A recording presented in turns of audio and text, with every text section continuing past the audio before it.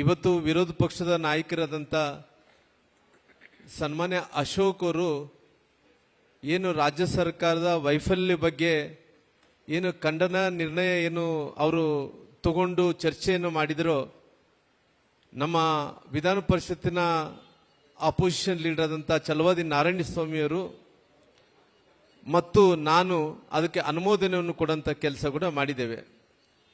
ಯಾಕಂದರೆ ಇವತ್ತು ರಾಜ್ಯ ಸರ್ಕಾರ ಕಳೆದ ಏನು ಇವತ್ತು ಸರ್ಕಾರ ಅಧಿಕಾರಕ್ಕೆ ಬಂದ ನಂತರ ಹತ್ತತ್ರ 2.5 ವರ್ಷಗಳ ಕಾಲ ಆಗ್ತಾ ಇದೆ. ಈ 2.5 ವರ್ಷಗಳಲ್ಲಿ ಏನೇನು ವೈಫಲ್ಯಗಳಾದವು ಅನ್ನೋಂಥ ವಿಚಾರದ ಬಗ್ಗೆ ಅವರು ಖಂಡನ ನಿರ್ಣಯವನ್ನು ತಗೊಂಡು ಬರೋಂಥ ಕೆಲಸ ಮಾಡಿದರು. ಯಾಕಂದರೆ ರಾಜ್ಯದಲ್ಲಿ ಇವತ್ತು ಒಂದಿಲ್ಲದ ಒಂದು ಅಂದ್ರಿಗಿನ ದಿನನಿತ್ಯ ಕೂಡ ಒಂದಿಲ್ಲದ ಒಂದು ಭ್ರಷ್ಟಾಚಾರ ಆಗ್ತಾನೆ ಇದೆ ವಿಚಾರವನ್ನು ಕೂಡ ಇಟ್ಕೊಂಡು ಏನು ಮಹರ್ಷಿ ವಾಲ್ಮೀಕಿ ಅಭಿವೃದ್ಧಿ ನಿಗಮದಲ್ಲಿ ಏನು ಭ್ರಷ್ಟಾಚಾರ ಆಗಿ ಸುಮಾರಾಗಿ 187 ಕೋಟಿ ಅಲ್ಲಿ ಹಿಡ್ಕೊಂಡು ಮುಖ್ಯಮಂತ್ರಿಗಳು ಸದನದಲ್ಲಿ ಹೇಳಿಕೆಯನ್ನು ಕೊಟ್ಟ ನಂತರ ಇವತ್ತಿನ ತನಕ ಕೂಡ ಯಾವುದೇ ಹಣವನ್ನು ನಿಗಮಕ್ಕೆ ವಾಪಸ್ ಹೋಗ್ಲಾರ್ದಂತ ಅಲ್ಲಿನಿಂದ ಹಿಡ್ಕೊಂಡು ಏನು ಈ ರಾಜ್ಯದ ಮುಖ್ಯಮಂತ್ರಿಗಳಾದಂಥ ಸನ್ಮಾನ್ಯ ಸಿದ್ದರಾಮಯ್ಯನವರು ಕುಟುಂಬಸ್ಥರು ಏನು ಈ ಸೈಟ್ಗಳು ಹಂಚಿಕೆ ವಿಚಾರದಲ್ಲಿ ಅವರು 14 ಸೈಟು ನಮ್ಮ ರಾಜ್ಯದ ಅಧ್ಯಕ್ಷರಾದಂಥ ವಿಜೇಂದ್ರರು ಹೋರಾಟದಿಂದ ಏನು ಬೆಂಗಳೂರಿನಿಂದ ಮೈಸೂರು ತನಕ ಏನು ಪಾದಯಾತ್ರೆ ಮಾಡ್ಕೊಂಡು ಹೋದ್ರೋ, ಪುನಃ 14 ಸೈಟು ಭಾರತೀಯ ಜನತಾ ಪಾರ್ಟಿ ರಾಜ್ಯಾಧ್ಯಕ್ಷರು ಬಿಜೆಪಿ ಕಾರ್ಯಕರ್ತರು ಎಲ್ಲರೂ ಕೂಡ ಹೋರಾಟ ಮಾಡಿದಕ್ಕೋಸ್ಕರವಾಗಿ ಆ 14 ಸೈಟ್ ಕೂಡ ವಾಪಸ್ಸನ್ನು ಕೊಡೋಂಥ ಕೆಲಸ ಕೂಡ ಆಯಿತು. ಅದೇ ರೀತಿಯಲ್ಲಿ ಕೂಡ ಇವತ್ತು ಸಾಕಷ್ಟು ಮಂದಿ ಅಧಿಕಾರಿಗಳು ಇವತ್ತೇನು ಆತ್ಮಹತ್ಯೆಗಳು ಮಾಡ್ಕೊತ ಇದ್ದಾರೆ.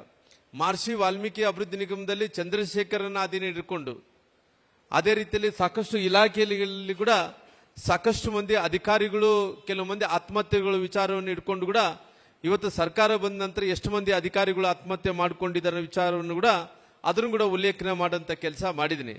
ಅದೇ ರೀತಿಯಲ್ಲಿ ಮೊನ್ನೆ ಸುಮಾರಾಗಿ 100 ಕೋಟಿ ರೂಪಾಯಿ ಅಬಕಾರಿ ಇಲಾಖೆಯಲ್ಲಿ ಏನು ತಿಮ್ಮಾಪುರವರು ಏನು ಸುಮಾರಾಗಿ ಒಂದು ಬಾರಿ ಅವರು ಭ್ರಷ್ಟಾಚಾರ ನಡೆಸಿಲ್ಲ, ಅನೇಕ ಬಾರಿ 3-4 ಬಾರಿ ಮಾಡಿದ ನಂತರ ಕೂಡ ಈ ಸರಿ 4ನೇ ಬಾರಿ ಸಿಗಾಕೊಂಡ ನಂತರ ಕೂಡ ಅವರು ಏನು ಹೇಳಿದಾರೆ ಅಂದ್ರೆ ಅದಕ್ಕೆ ನನಗೆ ಏನು ಸಂಬಂಧ ಇಲ್ಲ ಅನ್ನೋಂಥ ರೀತಿಯಲ್ಲಿ ಅವ್ರು ಹೇಳಿಕೆಯನ್ನು ಕೊಟ್ಟು ನಾನ್ಯಾಕೆ ರಾಜೀನಾಮೆಯನ್ನು ಕೊಡಬೇಕು ಅಂತೇಳಿ ಹಠ ಹಿಡಿದುಕೊಂಡು ಕುಂತರು.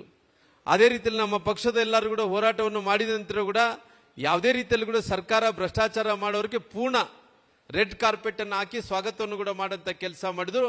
ಅಬಕಾರಿ ಇಲಾಖೆಯಲ್ಲಿ ಕೂಡ ಸಾಕಷ್ಟು ಭ್ರಷ್ಟಾಚಾರ ಆಗಿದೆ ಅನ್ನೋಂಥ ವಿಚಾರವನ್ನು ಕೂಡ ನಾನು ಅದ್ರ ಬಗ್ಗೆ ಕೂಡ ಉಲ್ಲೇಖನ ಮಾಡೋಂಥ ಕೆಲಸ ಮಾಡಿದೆ. ಅದೇ ರೀತಿಯಲ್ಲಿ ಇವತ್ತು ಸರ್ಕಾರ ಅನ್ನೋಂಥದ್ದು ಇವತ್ತು ಅಲ್ಲಿ ಅಧಿಕಾರಕ್ಕೆ ಬಂದ ಮೊದಲನೇ ದಿನದಿಂದ ಇಲ್ಲಿ ತನಕ ಕೂಡ ಇವತ್ತು ಎಲ್ಲ ಇಲಾಖೆಯಲ್ಲೂ ಕೂಡ ಭ್ರಷ್ಟಾಚಾರಗಳು ನಡೀತಾ ಇದೆ. ಇವತ್ತು ನಿಗಮಗಳಲ್ಲಿ ಅಂದ್ರೆಗಿನ ಇವತ್ತು ನಿಗಮಗಳಲ್ಲಿದ್ದಂಥ ಅಧ್ಯಕ್ಷರಿಗೆ ಅವ್ರಿಗೆ ಇವತ್ತು ಕ್ಯಾಬಿನೆಟ್ ದರ್ಜೆದ ಸ್ಥಾನವನ್ನು ಕೊಟ್ಟಿದ್ದಾರೆ. ಅಂದ್ರೆ ಕ್ಯಾಬಿನೆಟ್ ಮಂತ್ರಿಗಳಿಗೆ ಏನು ಸ್ಥಾನವನ್ನು ಕೊಟ್ಟಿದ್ರು ಆ ಕ್ಯಾಬಿನೆಟ್ ದರ್ಜೆದ ಏನು ಅಧಿಕಾರವನ್ನು ಕೂಡ ಎಲ್ಲ ನಿಗಮ ಮಂಡಳಿ ಇದ್ದಂಥ ಅಧ್ಯಕ್ಷರು ಕೊಡುವಂಥ ಕೆಲಸ ಮಾಡಿದ್ದಾರೆ.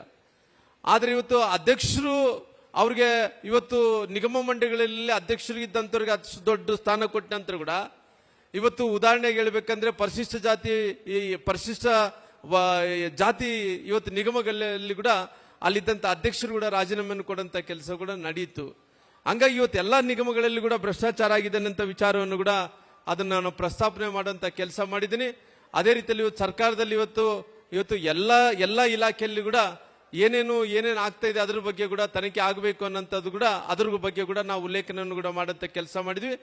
ನಂತರ ನಮ್ಮ ಅಶೋಕರು ಏನು ಖಂಡನ ನಿರ್ಣಯವನ್ನು ತಗೊಂಡ್ಬಂದ್ರು ಅದ್ರ ನಾನು ಮತ್ತು ನಮ್ಮ ಚಲವಾದಿ ನಾರಾಯಣ ಸ್ವಾಮಿ ಕೂಡ ಅದರ ಅನುಮೋದನೆಯನ್ನು ಕೂಡ ಕೊಡುವಂತ ಕೆಲಸ ಮಾಡಿದ್ದೇವೆ.